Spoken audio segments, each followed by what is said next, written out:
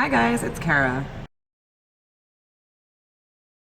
Today I'm going to talk about recovering from a strongman competition, whether you are a novice, total beginner, or you've got a couple contests under your belt and you just need a little reminder.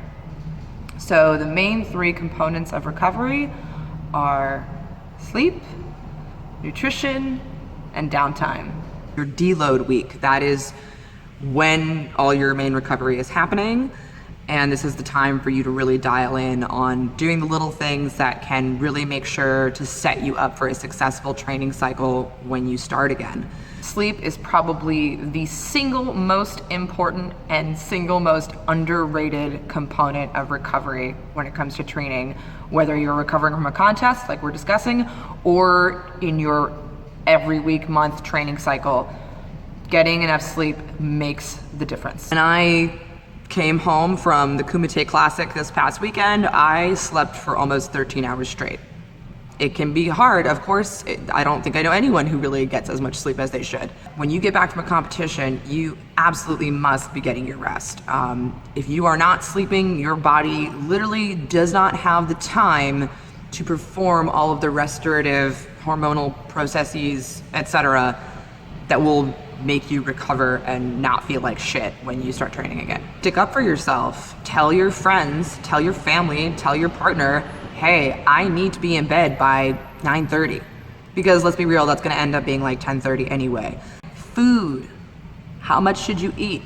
So this is not a specific recommendation. Only your coach or your nutritionist or you know what your macros should be, or what your calories should be. For me, I try to keep my calories at about the same as my training maintenance calories for the first few days after a contest. I increase the protein and decrease the carbs a little bit, but I also have a very physical job, so I'm on my feet a lot anyway. So I try to make sure that I'm still eating about as much as I would when I'm training. This is a time to bring up what can be kind of an issue for a lot of women especially, is there is this very deeply ingrained mindset that we have to earn our calories, that, well, you know, when I'm training hard, it's okay that I eat a lot because I'm burning it off or I'm earning it or it's going towards something. And if you are training really hard and you just competed, having a mindset of I have to earn these calories is not going to be helpful ultimately for your strength gains and your recovery. So fuck that. Eat your face off. Don't literally eat your face off. Right now, I'm just focusing on recovering from having busted my ass for, 2 days or 1 day or what have you. So I'm not gonna stress about a couple extra calories. Be mindful of that inner narrative of your dialogue with how you're thinking about food. You want high nutrient dense foods. You want lots of protein. You want, whatever your preferred energy source is, carbs, fats. So I like fruit heavy protein smoothies to go with my scrambled eggs. Tomato, been big on tomato recently. Sandwiches, anyway, burritos. Now I'm just listing foods. I have a house guest right now and they are leaving giant boxes of Chips Ahoy all over my apartment and it's amazing. Thanks, Mel. Don't go back to training yet. Because your body just needs time to rest, and it's so easy to think, oh, well, I had a couple days off and I'm ready to rock. But the deep wear and tear and fatigue of competition might not manifest itself as being sleepy or being sore. So play it safe. Give yourself a couple more days than you think you need. I know some people who will just dive right back in and they're totally fine. That's, God bless you. You're crazy, bless you.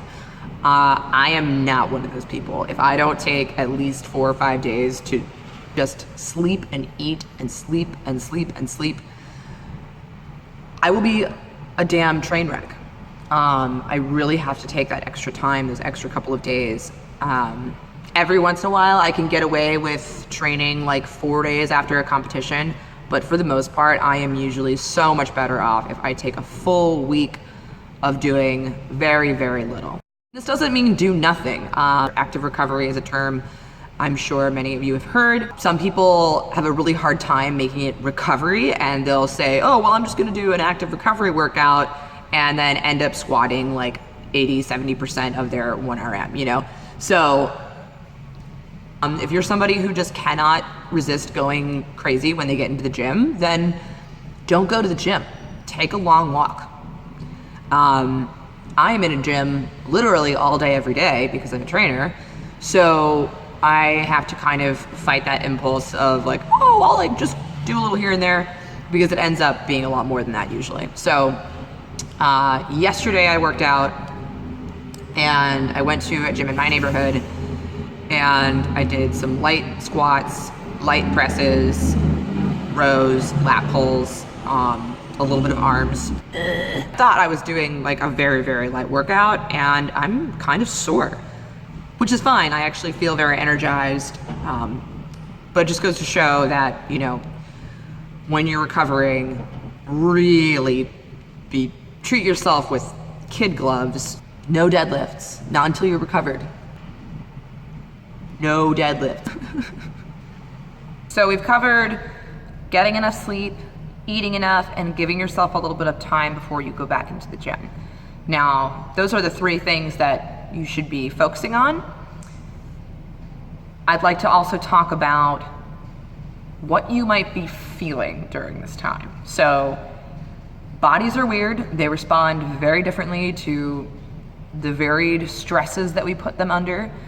I've had contests where 2 days later, I felt brand new, strong as ever, and ready to rock. Jumped right back into training and was totally fine.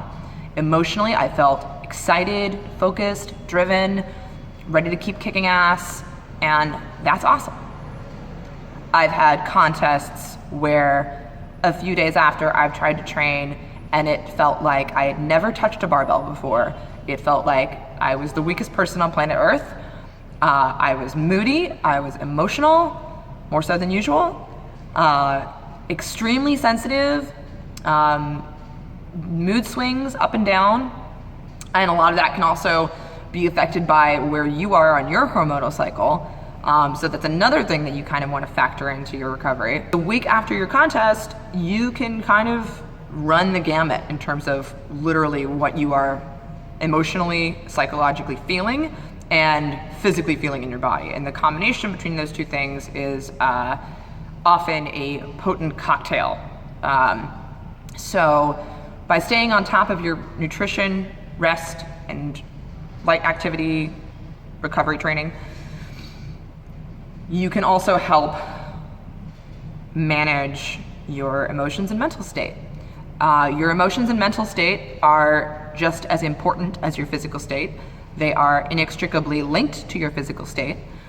So if you find that a couple of days after the contest, you are having a hard time focusing, you are feeling kind of mentally slow, like you're not quite firing on all cylinders, it's okay. That's normal. That is normal for lots and lots of people. That's the case for me a lot of the time. And this is just a time for you to be a little more gentle with yourself.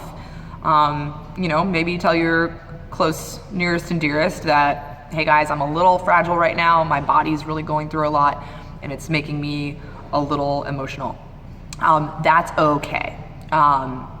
It's not something to be embarrassed about. It's totally normal, and you should really pay attention to it. So those are my main feels about recovery. Please drop a comment. Let me know your thoughts on recovery, what your favorite things to do when you're recovering from a meet or a contest are. I would love to hear it. See you next time.